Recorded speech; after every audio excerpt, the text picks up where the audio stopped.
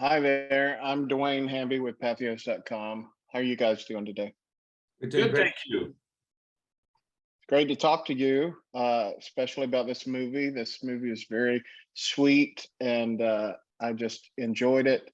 I was able to talk to Nick, the inspiration for it, the other day, and just it was just a wonderful to talk to him. And in looking at both of you guys, your past work.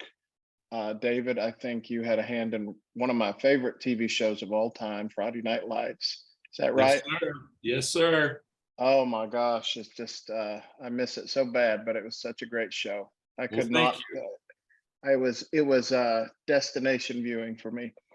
And Nick, I when I saw yours, the one that stuck out to me was The Hole, which was quite a underrated little horror movie. I thought it was really good and creepy, uh, and just stumbled upon it. I didn't know, it should have gotten a little more attention than it did, but I thought it was very, very good and clever. Thank you very much.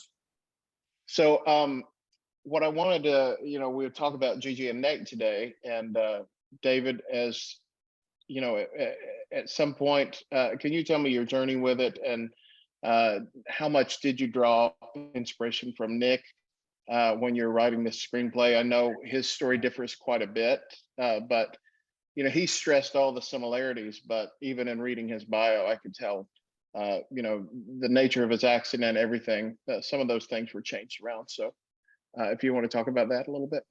Sure. Well, when Nick came to me with this project, I was immediately intrigued because it was so different. It was so fresh. There have been plenty of movies about animals, but I had never seen anything like this before. A disabled person and his relationship with a service animal. It so happened that he brought me this project right after I'd gone through a very trying time with my own son, who had gotten meningitis and had been in a coma. We didn't know if he was going to survive, and we didn't know if he survived, if he was going to be paralyzed. So it was a terrible experience that fortunately worked out fine. He's okay, thanks to the amazing doctors at Vanderbilt. But this story coming to me on the heels of that, I did adjust the accident, sort of the inciting incident, if you will. But it's really the same thing in the sense that somebody taken to the lowest point they can possibly be taken to in their lives, to the point where they're ready to kill themselves, as Nate attempts to do in the movie. And then the story from there is how he gets back from that, and he learns to, essentially love life again. And the way he does it is through this hilarious monkey. And so you have this great relationship between him and the monkey, and it's a family film where the family members are all involved. So that was how I got into it. I thought it was just a fantastic story, and a very timely story. Right now we need some hope. Right, and I just actually wrote a review of it, and that's the main point of it is releasing hope into the world. Love it.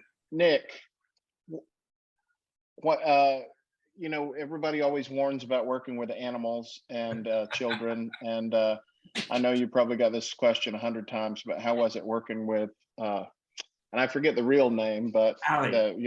Allie, the monkey that plays Gigi. Yeah. Well, I think that there's always a wonderful, there's no question about it. It's very different and it's very difficult. And to a certain extent, it can give any director PTSD. I mean, you literally can freak the hell out, because it's just, there's nothing that you can plan ever that is exactly what's going to happen.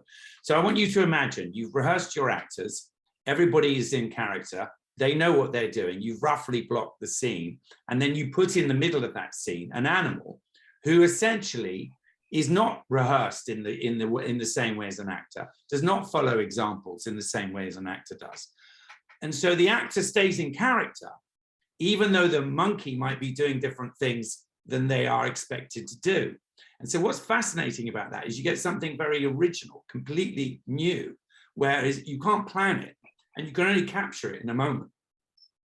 And so that, as a filmmaker, becomes a fascinating event. And what also becomes interesting is the sheer brilliance of the actual monkey. That Ali herself became, in the course of that 7 to 8 week period, an actual actor on the movie.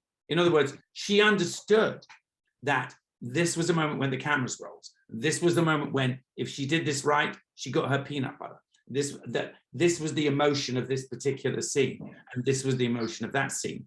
And I watched an animal watch actors and then become an actor themselves. And I've never seen that in any piece of cinema ever. Right. And so this movie is utterly unique in that you will watch a performance by an animal that is genuinely original and completely new. Right.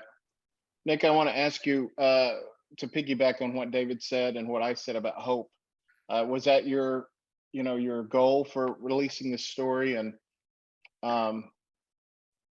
is that what drew you to the project?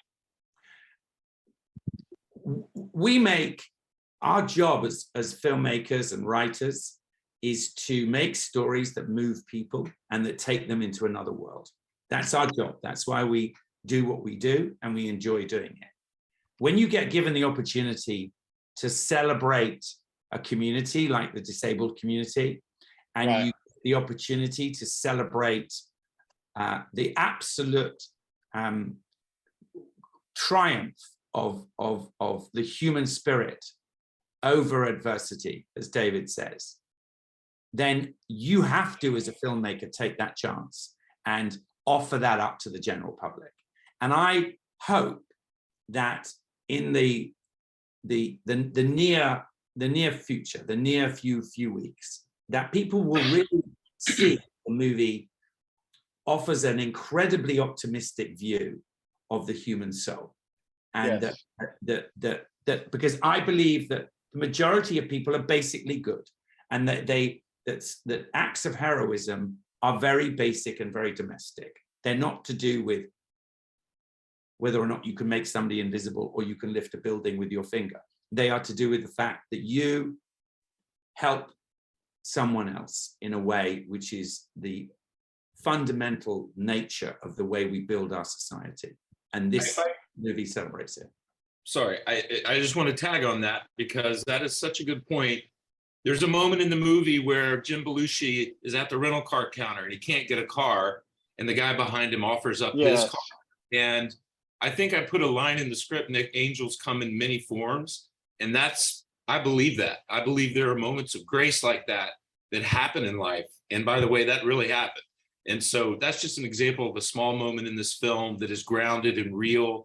And that's all I wanted to say. That's good. That's exactly right.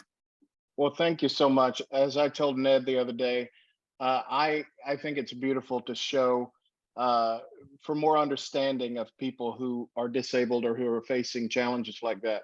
The more representation they can get, the more people are aware of it, and the more people can understand and extend help and grace to them as much as they can. So I appreciate this movie, appreciate all of your work. Anyway, thanks so much. I think my time is up, but right. It's great talking to you today. You too. Texas forever, brother.